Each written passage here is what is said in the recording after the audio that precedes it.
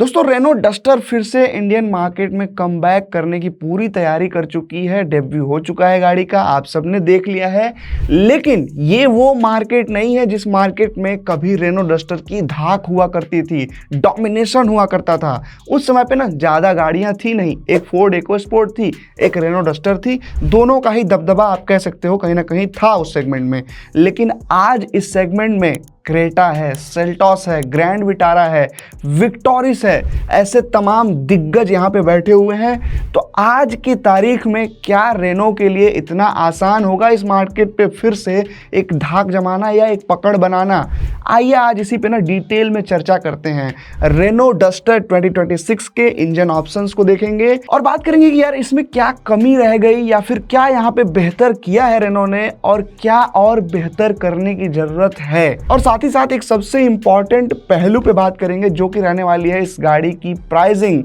मुझे कहीं ना कहीं उम्मीद है ना इसकी बड़ी ही अग्रेसिव प्राइसिंग यहाँ पे रेनो करने वाले हैं, तो उसको लेकर के भी चर्चा करेंगे। अन्य गाड़ियों की तुलना में ये कहाँ स्टैंड करेगी। तो चलो भाई साहब बिना किसी देरी किए वीडियो में आगे बढ़ते हैं। मेरा नाम अर्पित है, आप देख रहे हैं हार्डवायर ऑटो। तो भाई साहब साल था 2012, रेनो लेकर के आए थे डस्टर। डस्टर आई और अचानक से ही कुछ सालों के अंदर पूरे मार्केट पे छा गई। कारण क्या था?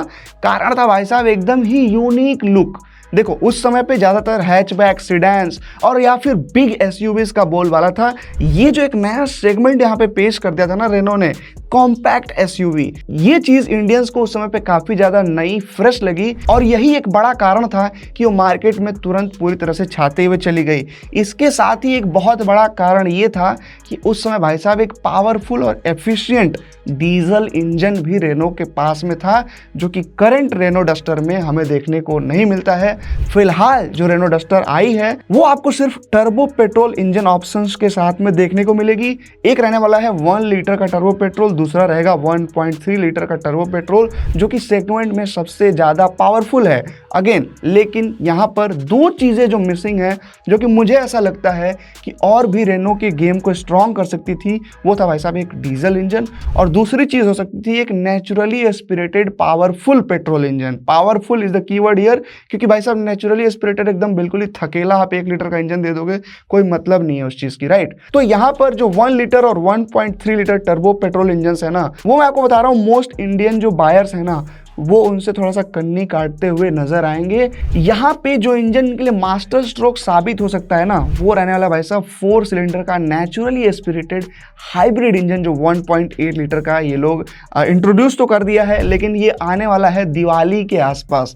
वो अभी आना चाहिए था तुरंत। अगर अभी के अभी वो इंजन अवेलेबल होता ना परचेज के लिए, तो वो बहुत बड़ा इम्पैक्ट क्रिएट करता ऐसे बायर्स के लिए जो कि ग्रैंड विटारा, विक्टोरिस या फिर Urban Cruiser Hyryder hybrid खरीद रहे हैं। कुछ वैसे बायर्स को भी वो अपने तरफ पुल कर सकता था जो कि क्रेटा, सेल्टॉस डीजल में परचेज करना चाहते हैं। इवन मैं तो कहता हूँ भाई साहब टाटा सिएरा डीजल के भी कुछ बायर्स मैं जानता हूँ जो कि रेनो डस्टर लेना चाहते हैं, लेकिन वो अभी इसीलिए कतरा रहे हैं कि भाई साहब इसमें ना ही डीजल आया और ना ही स्ट्रॉन्ग हाइब्रिड। और यार मैं आपको बताऊं ना, एक टर्बो पेट्रोल इंजन के साथ में ना जो सबसे बड़ी प्रॉब्लम रहती है ना, वो रहता है कि भाई साहब एक तो मैनुअल के साथ में ना इनका सामंजस्य बैठा करके और अच्छे से ड्राइव करना हर किसी के बस की बात नहीं है, हर कोई एंथुसियास्ट नहीं होता। और जब यही इंजन ऑटोमेटिक्स के साथ में पेयर होते हैं ना, तो जो नॉर्मल लेमैन होते हैं ना, जिनको day to day A to B बस कम्यूट करना होता है, वो लोग इससे बढ़िया माइलेज नहीं निकाल पाते हैं। वहीं एक अगर नेचुरली एस्पिरेटेड पेट्रोल इंजन होता है ना, तो इन जनरल देखा गया है कि बहुत सारे बिगिनर्स के लिए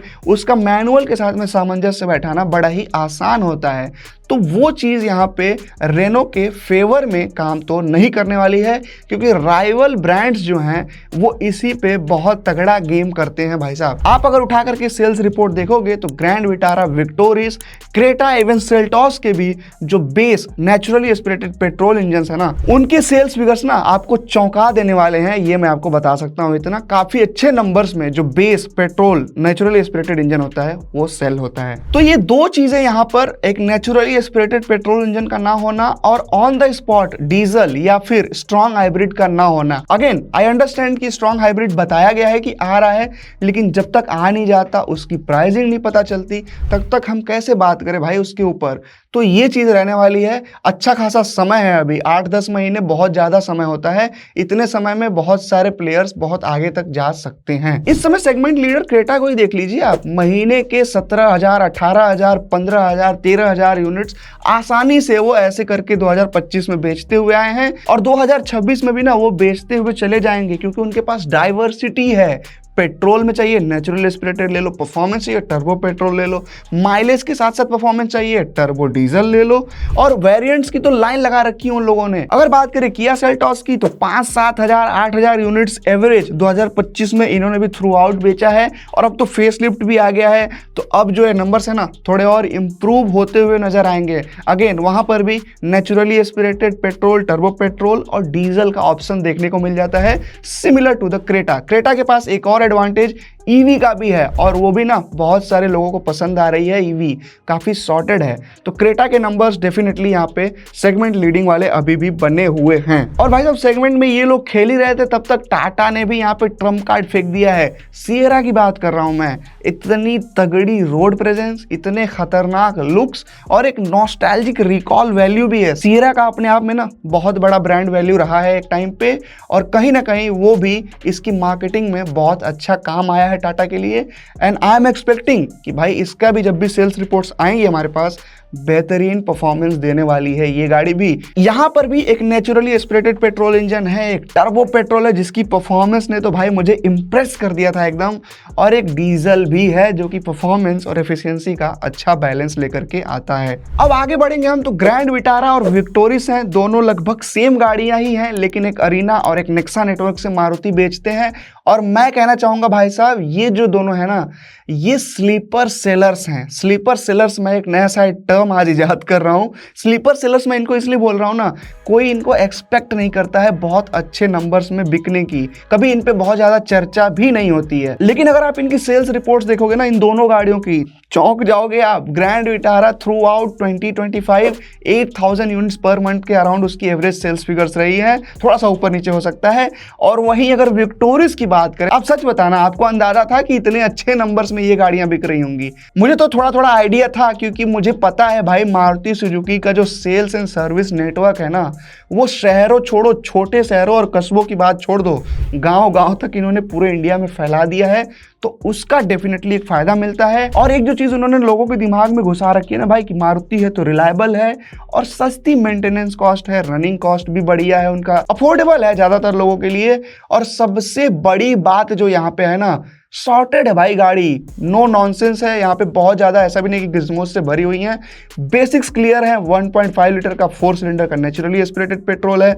सीएनजी चाहिए ज्यादा एफिशिएंसी के लिए तो आप सीएनजी के साथ भी ले सकते हो, और अगर आपको चाहिए तगड़ी माइलेज तो आप जा सकते हो भाई साहब स्ट्रॉन्ग हाइब्रिड के साथ में, वो सुविधा भी वहां उपलब्ध है।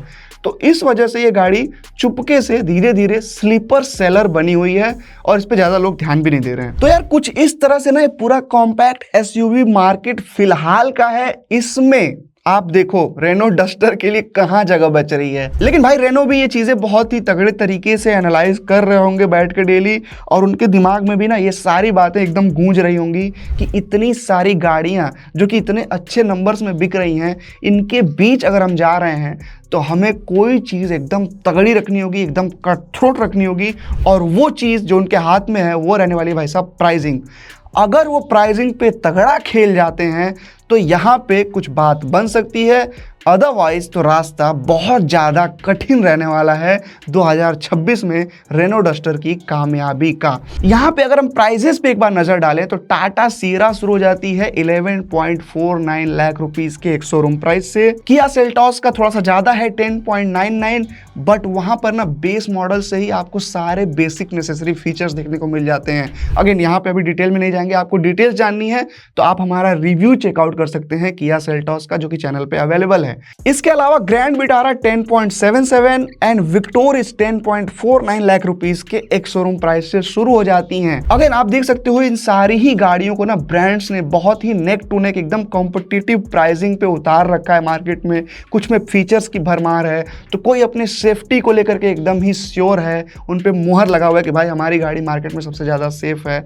तो ये चीजें हैं, किसी के पास सेल्स एंड सर्विस नेटवर्क की रिलायबिलिटी वाला फैक्टर है, तो यहाँ पर ना हर तरह से रेनो के लिए रास्ता बहुत ज़्यादा कठिन है, लेकिन अगर वो प्राइसिंग को सही से पकड़ लेते हैं तो यहाँ पे बात कुछ बन सकती है। सेल्स एंड सर्विस नेटवर्क देखो इस्टेब्लिश किया जा सकता है ओवर टाइम। अगर प्रोडक्ट में दम होगा, अगर वो वैल्यू फॉर मनी बनेगा तो यहाँ पे डेफिनेटली लोग उसको खरीदेंगे ही।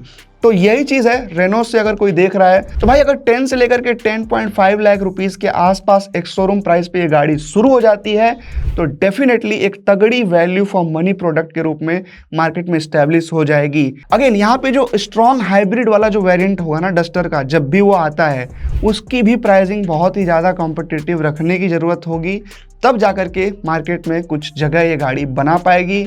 आपका क्या ओपिनियन है इस पूरे सिनेरियो पे ना? मैं चाहता था कि भाई थोड़ा सा ये डिटेल में नंबर्स वगैरह के साथ में आपसे बात की जाए, तो सब कुछ आपके सामने मैंने रख दिया है। अब आपका जो भी ओपिनियन होगा ना लिखिएगा कमेंट्स में, हम भी सबके विचार जानना चाहते हैं। और ऐसी ही वीडियोस को देखते रहने के लिए सब्सक्राइब करना बिल्कुल भी मत भूलिएगा। Thank you.